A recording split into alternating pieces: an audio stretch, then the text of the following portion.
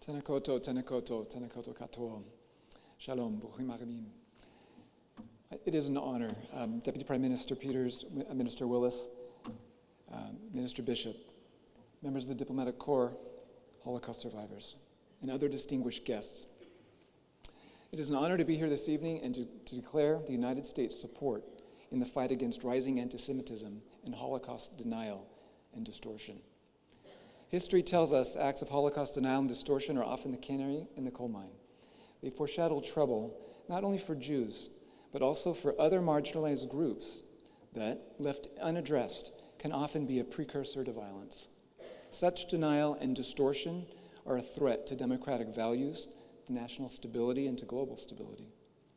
Today we remember 80 years ago, the largest death camp in Europe, Auschwitz-Birkenau, was liberated by Soviet troops.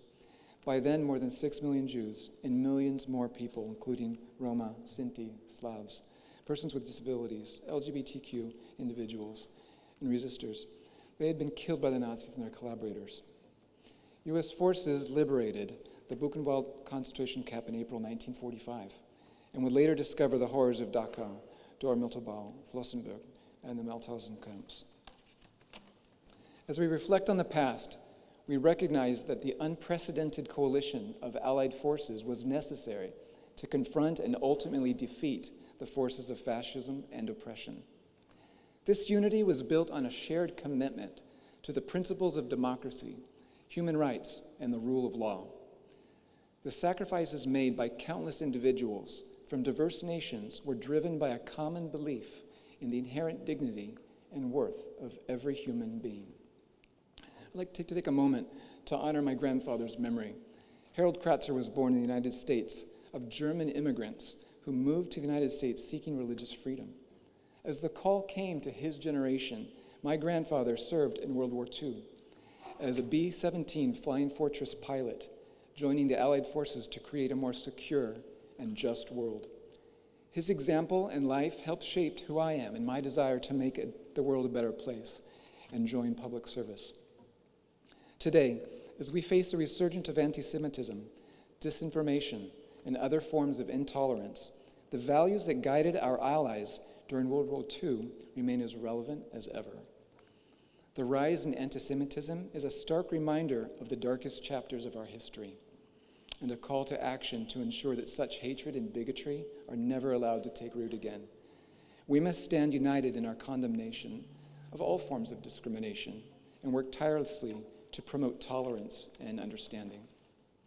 The United States is a proud member of the International Holocaust Remembrance Alliance, an intergovernmental organization with 35 member countries and 8 observer countries, which educates about the Jewish Holocaust and genocide of the Roma.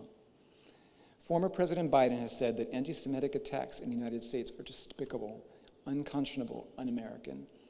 We must all stand together to silence those terrible and terrifying echoes of the worst chapters in world history and pledge to give hate no safe harbor.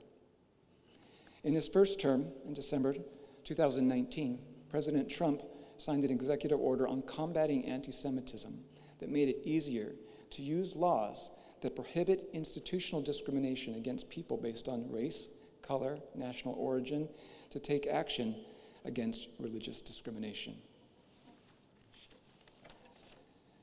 In conclusion, let us draw deep inspiration from the courage and determination from those who fought for our freedoms during World War II and those who fight today. Let us honor their legacy by recommitting ourselves to the values they upheld by working together to build a world where peace, tolerance, and justice prevail. All countries, including the United States, need to face up to the reality of their history, both good and bad.